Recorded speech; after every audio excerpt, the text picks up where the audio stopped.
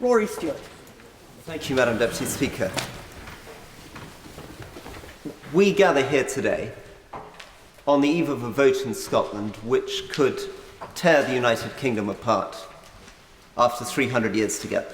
And the question for us, whether in Scotland or in foreign policy, is, are we proud of ourselves? Are we serious?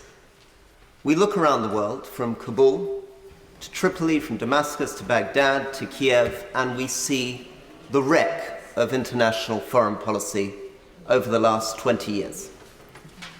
So lamentable is that wreck that it is hardly worth holding the House's attention by listing the fiasco that we see today. The Afghan economy has gone into a 40% contraction since January this year, and the two presidents are in a standoff on the basis of ethnic divisions, and it hasn't even been raised seriously in this House. Tripoli, the Misrata militia have been dabbling their toes in the American embassy swimming pool 3 years after our intervention. In Iraq, a surge on which the US government spent $420 billion and deployed over 100,000 troops a year now confronts us with the re-emergence of something even worse than General Petraeus confronted in 2007. And people have spoken much more eloquently than myself about the fiasco that we currently face in Ukraine. So lamentable is this problem that instead of doing what would be tempting to do, which is to learn the lessons of this and talk about our mistakes, to look at the limits of our knowledge, of our power, of our legitimacy, to confront the fact that we're not good enough in this country at seeing what we can't do, what we don't know, and what, frankly, people don't want us to do. So lamentable is the situation we look at that instead of emphasizing humility, we in fact need to rediscover our confidence and our energy. A time has come, in fact, to rebuild. And rebuilding the seriousness of this country means acknowledging failure, regathering public trust by showing people that we've learnt the lessons of where we went wrong, and then investing in our institutions. Right Honourable Member pointed out that on the National Security Council it is quite difficult to know what is happening in the world, and that's not very surprising because, in fact, despite our grand protestations about how we're going to remodel the world from Mali to Central Africa, our in fact capacity, the number of people within defence intelligence, within the Foreign Office, is pathetically poor. The entire extra capacity committed to Syria was a single SMS, one officer, a D7 and a D6. When the crisis broke out in Russia and Ukraine, we discovered that the United Kingdom had cancelled its Russian analysis section in the Defence Intelligence Service, and we had to move the South Caucasus officer over to Crimea.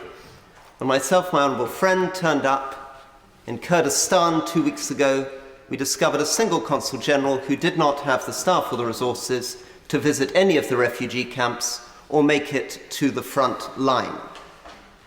We need to get out of a situation in which only 3 of our ambassadors out of 15 in the Middle East speak Arabic.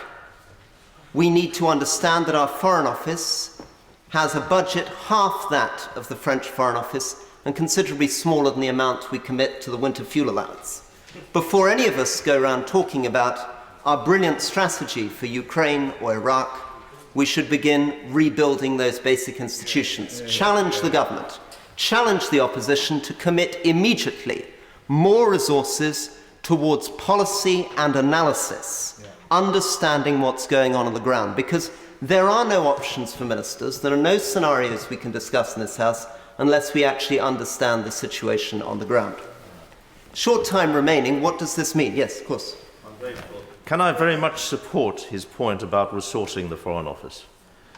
The Foreign Secretary may agree with me on this point.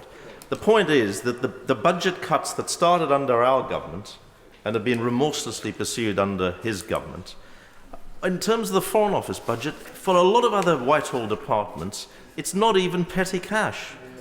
But the cuts have been disastrous in terms of affecting the Foreign Office's capabilities.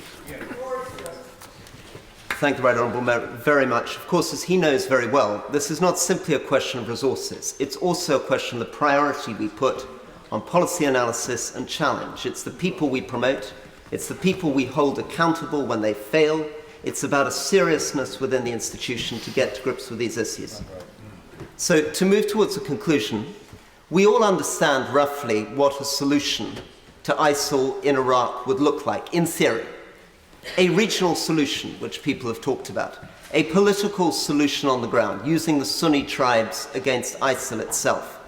But these are not things which can be resolved here on a whiteboard. They're things which entirely depend on being on the ground. The question of exactly what Qatar's role in this is, and how you can shift their position. The question of what you can get from Saudi Arabia. The question of how you deal with the fact that foreign fighters are coming out of Turkey and oil is going back into Turkey. Those elements of the regional solution are not theory, they're practice. They're practice of defense attaches and diplomats on the ground working day in, day out. The question of how you use the Sunni tribes against ISIL. Again, this is no theory, this is this Sunni tribal sheikh, that Sunni tribal sheikh, this weapon, that money, this long-term strategy. The question of what the Iraqi government is isn't generic statements about legitimacy or inclusiveness. It is the question of what is the role of Ibrahim Jafari in this government, and are any of these Sunnis who are currently standing for the Iraqi government actually credible? And the questions in the Ukraine are the same kinds of questions. We can create the theoretical framework, but in the end, we need some moral principles behind this. What do we make of this man, Putin? These can be only answered by looking at our own values. What kind of moral obligation do we feel we have to the Ukrainian people? What kind of obligation do we feel we have to the international order or the international system? How much risk are we prepared to take? How many sacrifices are we really prepared to make to confront Putin over Ukraine? Unless we rediscover the ability to focus on what we can do and what we ought to do, then this foreign policy, which should be a theatre of heroism, will instead be a narrow stage for impotence, self-flattery, and oblivion. Yeah.